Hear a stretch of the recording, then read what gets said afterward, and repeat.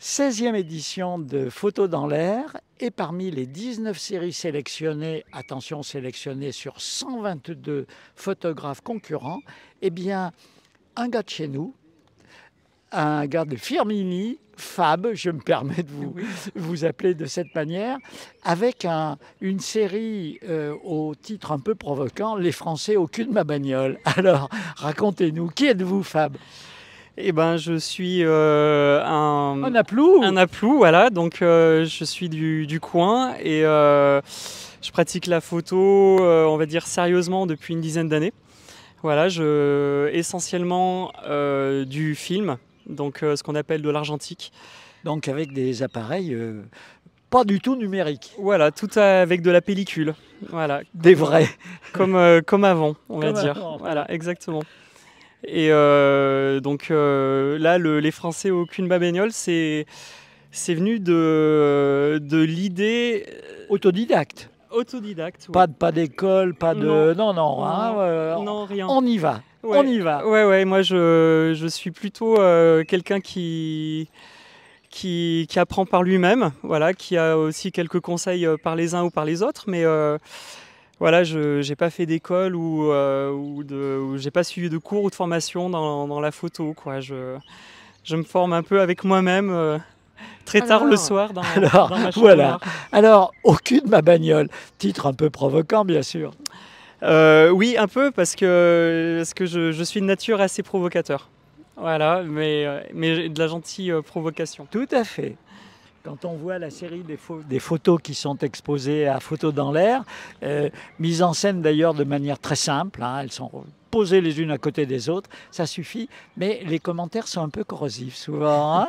Alors, qu'est-ce que c'est que ce projet? Votre 206 break, et c'est parti, Fab, sur la route.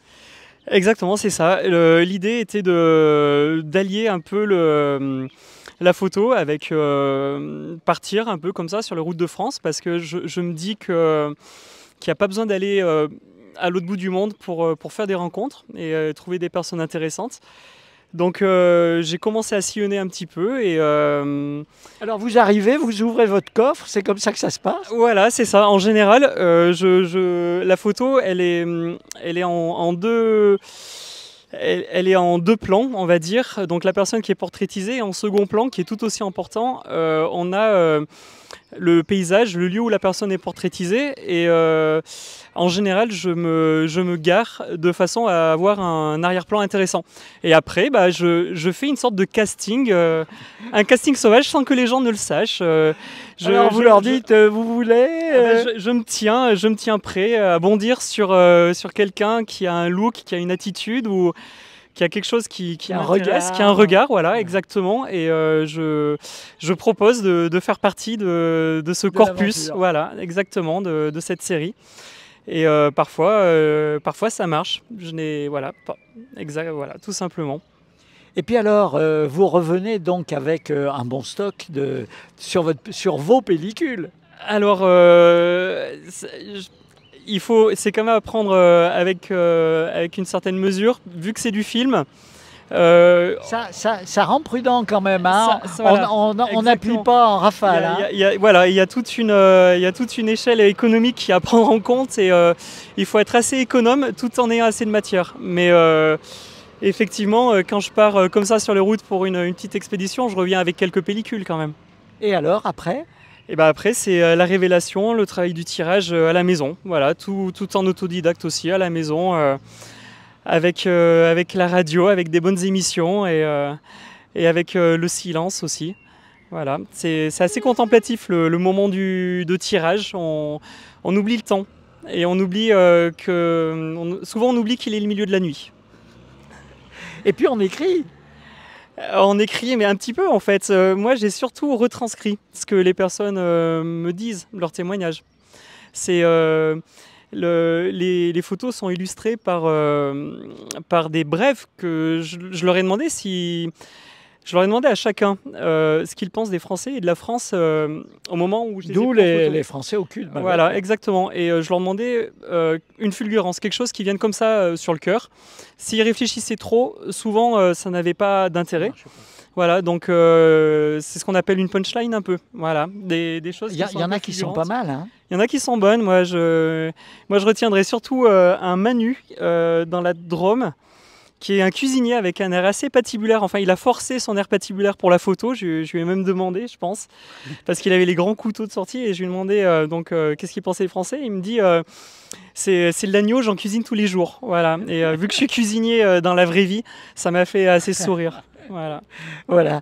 Le projet est bouclé maintenant. Ouais, c'est fini, ouais. Ah, oui. Et vous repartez sur un autre.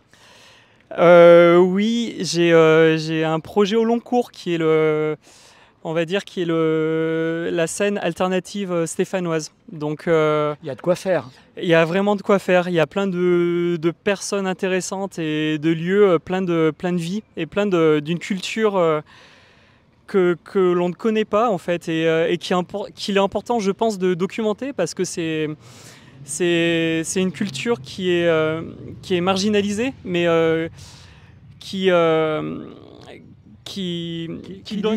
dit des choses importantes. Oui, et puis qui est une ressource importante en fait dans la vie de toutes ces personnes. Il y a plein de formes d'art, d'engagement aussi dans ces milieux qui sont très importants. J'aime les personnes qui sont portées par des idéaux et je me retrouve à documenter ce milieu.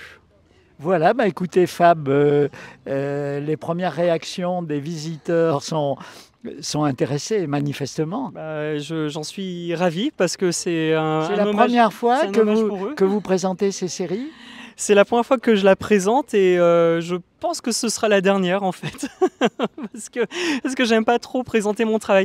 Moi ce que j'aime c'est faire des photos, rencontrer les personnes, les prendre en photo, m'intéresser à eux, les documenter, garder une trace. Et après ça va dans des boîtes et j'archive. Mais j'aime pas plus montrer que ça, même si je sais que c'est nécessaire, c'est pour ça que je le fais, mais je le fais très peu. Voilà, donc, et alors, Photo dans l'air, vous avez candidaté comme ça, au culot, ouais, au bluff un peu. C'est génial. Oui, voilà, c'est ça. Je ne suis pas vraiment identifié sur le tissu du coin en tant que photographe parce que je suis un peu en sous-marin, on va dire. Voilà, mais ils m'ont donné ma chance et je les en remercie, quoi. Voilà. Merci, bravo. Merci et merci à Jean-Marc qui nous accompagne fidèlement pour cette 16e édition de Photo dans l'air. Merci Fab. Merci à vous. Les Français au cul de ma bagnole. Venez voir l'expo, c'est avant d'entrer dans la grande salle Louis Richard. Et il y a combien? Il y a 80 ou... aux photos, largement. Ah, on en a 150. Ah oui, oui, oui, donc j'étais largement dessous. J'ai eu un petit délire de mégalomane. C'est aussi un de mes traits, peut-être. Faut que je me penche là-dessus. Je me découvre mégalomane. Alors, c'est vrai que Jean-Paul Rascle, l'organisateur, le président de l'association, m'a dit, tu sais, lui, il n'est pas exigeant. Il m'a dit, sur n'importe quoi, pourvu que j'ai de l'espace, pourvu qu'on voit mes photos, et ça sera bon. En fait, et c'est le cas. Oui, parce que en fait, cette série, elle a son sens si... S'il y en a beaucoup, voilà. Il faut être submergé, faut qu'en fait on se sente regardé par les Français finalement. S'ils sont peu nombreux, je pense que ça n'a pas trop de poids. Je pense qu'il faut être un peu imprégné et avec eux. Voilà. Donc c'est pour ça que je tenais à ce qu'il y en ait beaucoup. Alors sinon je le présente pas, tout simplement. Voilà, merci. Merci Fab. Merci.